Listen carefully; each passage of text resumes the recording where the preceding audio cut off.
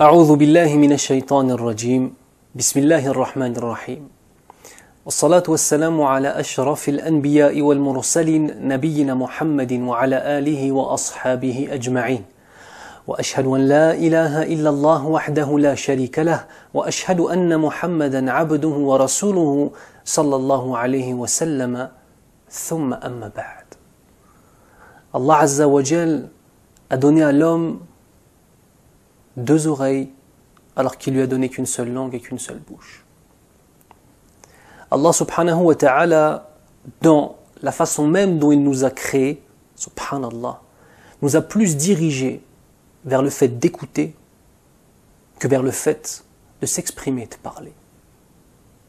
Chaque parole que l'on dit est une parole dont on devra répondre devant notre Seigneur, soit pour le meilleur, soit pour le pire, ou soit dans l'inutile. Le meilleur, le pire ou l'inutile. On demande à Allah Azza wa Jal de faire en sorte que chaque fois que nos bouches s'ouvrent, il y ait du bien qui en sorte, afin que nous soyons en concordance avec le hadith du prophète sallallahu alayhi wa sallam, dans lequel il nous dit, dans le sens du hadith, celui qui croit en Allah au jour dernier, qu'il dise un bien ou qu'il se taise. Subhanallah. Jawami al-kalimat. Le prophète sallallahu alayhi wa sallam, en si peu de mots, arrivait à dire tant de choses, subhanallah. Sallallahu alayhi wa sallam. Allah Azza wa Jal dit dans le Coran al-Karim, Bismillahir Rahmanir Rahim, Ma yalfidhu min qawlin illa ladayhi raqibun atid. Ce qui signifie, l'homme ne prononce pas une parole sans avoir auprès de lui un observateur prêt à l'inscrire. Subhanallah. Chaque parole, chaque chose qu'on dit. Le prophète sallallahu alayhi wa sallam nous informe dans la traduction d'un hadith que rien ne mérite davantage la prison que la langue. On se doit de comprendre qu'en tant que mukallaf, c'est-à-dire une personne responsable, une personne qui est arrivée à l'âge de la maturité, qui a la pleine possession de ses moyens intellectuels, cette personne-là a une responsabilité vis-à-vis d'Allah Azza wa Jal.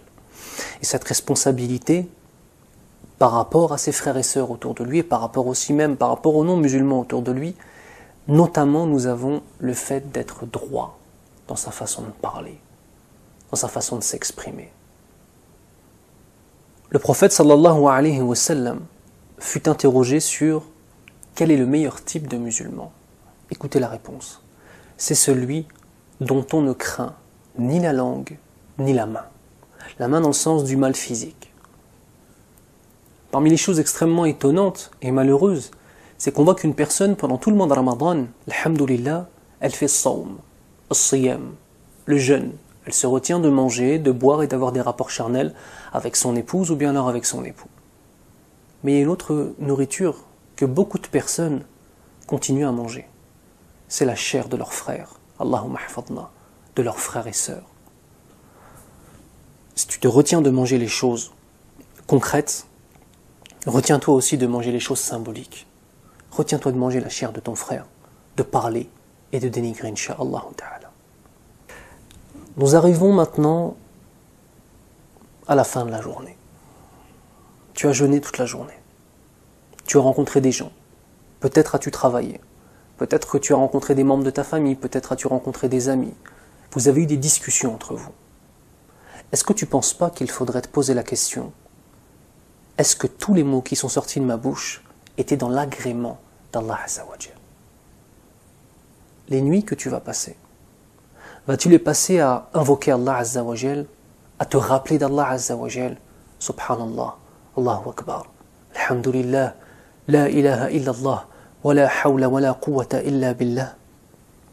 Ou vas-tu les passer à dire des paroles qui déplaisent, à faire œuvre de médisance, ou bien alors à faire œuvre de calomnie qui est encore pire? La médisance, l'imam Abu Hamid al-Ghazali, rahimahullah, a donné une définition qui a mis tout le monde d'accord. Subhanallah, rahimahullah rahmatan wasi'a. Qui est que la médisance, c'est parler d'autrui en des termes qui lui déplaisent. C'est-à-dire que si tu dis la vérité sur quelqu'un et que tu es en train de raconter cette chose-là, mais que si cette personne-là était là et t'entendrait et que cela lui déplairait, c'est de la médisance, ya akhi. Subhanallah. Manger la chair de son frère. Vous savez, dans toutes les sociétés à travers le monde, il y a des défauts et il y a aussi des qualités. Nous, les Français, et là bien évidemment je ne connais pas les Belges ou les autres francophones qui pourront voir ces vidéos, mais les Français, nous avons cette chose de toujours critiquer, subhanallah. Toujours une chose à dire, toujours. Et le nefs, et l'âme bestiale aime ce genre de crasse. Notre âme bestiale aime lorsque l'on met en exergue, lorsque l'on met en avant les défauts d'autrui. Vous savez pourquoi? Parce qu'on a deux façons de s'élever. La façon noble et la façon sale. La façon noble, c'est s'élever par le fait de reconnaître que nous sommes imparfaits alors qu'Allah Azza wa Jal est parfait. Et de pleurer dans nos soujoud pour nous faire pardonner. La manière des faibles de s'élever, c'est de vouloir rabaisser les autres autour de lui. Lorsque l'on parle sur quelqu'un et que notre âme bestiale trouve du plaisir à faire cela, on est en train de se rabaisser, on est en train de se salir. Combien d'heures passées à parler sur des sujets qui ne nous concernent pas, qui ne vont pas nous avancer dans notre religion vis-à-vis d'Allah Azza wa Jal, pire, qui vont être même des regrets au jour du jugement. Combien d'heures, combien de paroles qu'on a regrettées. Cheikh Abdrazaq al-Badr, hafidhahullah, avait dit une parole très intéressante, parmi tous les trésors qu'il s'est donné, hafidhahullah, une parole très intéressante sur l'énervement, parce que on ne peut absolument pas parler de la vulgarité et des paroles qu'on regrette si on ne parle pas de l'énervement. Il disait Al-ghadabu awwaluhu junun wa akhiruhu nadam. La colère, son début, c'est la folie et sa fin, c'est le regret. On passe toujours par ces deux étapes. Arrivé un moment, lorsqu'on est énervé, on se laisse aller à cette sensation de colère qu'on a en nous, de violence, subhanallah, et on dit des choses qu'on va regretter, ou on fait des choses qu'on va regretter. Qui est l'homme fort en islam? Celui qui est fort en islam, ce n'est pas celui qui sait terrasser son ennemi. Celui qui est fort en islam, c'est celui qui sait maîtriser son âme bestiale. Et la parole, avec la parole, on peut faire encore plus de mal qu'avec ses poings. Le prophète sallallahu alayhi wa sallam nous rapporte dans la traduction d'un hadith que lors de l'Isra wal Mi'raj, il est passé en étant avec Jibril alayhi salam, il a vu des hommes avec des ongles en cuivre, en train de se griffer, de se déchirer le visage et la poitrine. Puis il questionna Jibril alayhi salam, qui sont ces hommes? Sa réponse fut très simple. Ce sont ceux qui mangeaient la chair de leur prochain et qui souillaient leur bonne réputation. Ce sont ceux qui mangeaient la chair de leur prochain et qui souillaient leur bonne réputation. Chaque parole dite est inscrite. Allah Azza wa Jal dit dans le Coran, Bismillah ar-Rahman ar-Rahim, Waylun li kulli humazatil lumaza. Subhanallah. Malheur à tout calomniateur, diffamateur. Chaque chose. Ta langue peut être ton meilleur allié si tu t'en sers pour te rappeler d'Allah Azza wa Jal. Si elle est humide du rappel d'Allah. Si elle est faite, si tu l'utilises, parce qu'elle a été faite pour lire le Coran. Mais si tu l'utilises pour lire le Coran al-Karim, pour proclamer la grandeur d'Allah Azza wa Jal. Mais ça peut être la cause de ta perte. Si cette langue-là, tu t'en sers pour dénigrer, pour calomnier, pour insulter, pour rabaisser, pour mentir, pour manipuler. Parmi les choses catastrophiques qu'on voit aujourd'hui, on a notamment tout ce qui concerne les réseaux sociaux, Facebook et Twitter. Et ce n'est pas la première fois que je vois cela, mais hier, j'ai encore vu un exemple.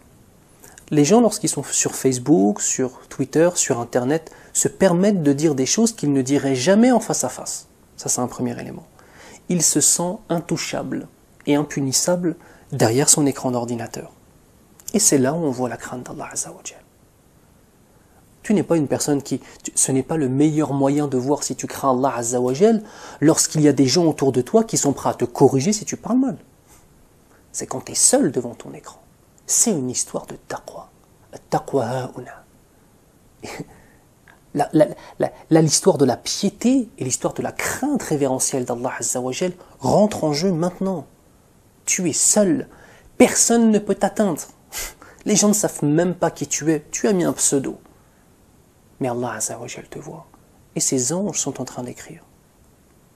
Tout le monde parle sur tout. Tout le monde commande tout. Tout le monde donne son avis sur tout. Perte de temps. Incommensurable. Premièrement. Et deuxièmement, plus on se sent intouchable, et plus notre âme tente de prendre le dessus et de nous amener vers des dérives. Allahumma hafadna min dhalik. Donc, tout cela pour dire que le fait de préserver sa langue, c'est avant toute chose le reflet d'une piété, le reflet d'un état spirituel où on comprend, dans lequel, on comprend qu'Allah subhanahu wa ta'ala, huwa al-basir, il est celui qui voit tout. Huwa al-sami', il est celui qui entend tout. Au-delà maintenant de cette première dimension de ne pas parler ou de ne pas dire parce qu'on a peur, il y a aussi le respect d'Allah Azza wa Jal. Serais-tu prêt à dire les pires insultes devant ton père et ta mère?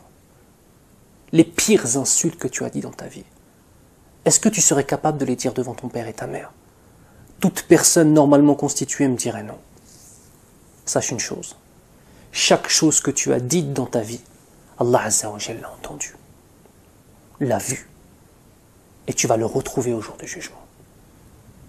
Allahumma hafadna. Nous avons un problème de pudeur avec notre Seigneur.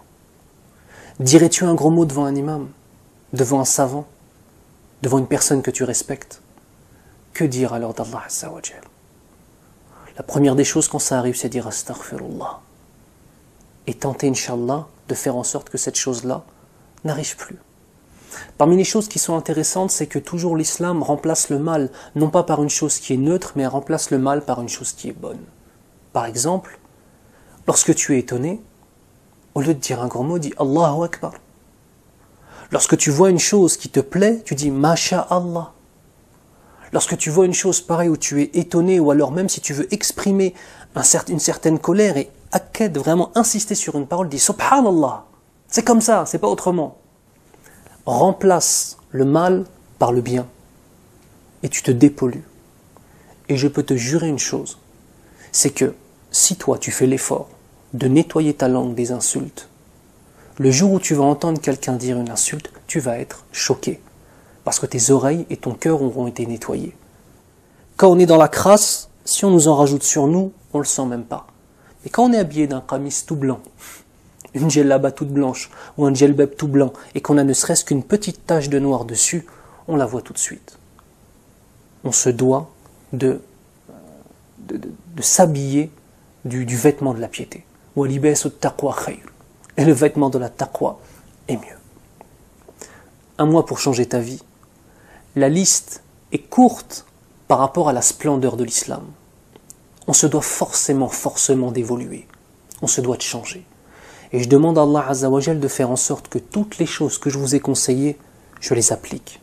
Et que tous les changements que j'espère pour mes frères et sœurs, qui en sont capables, et je n'en doute pas une seule seconde, que ces changements, moi-même, je les prenne, je les intériorise.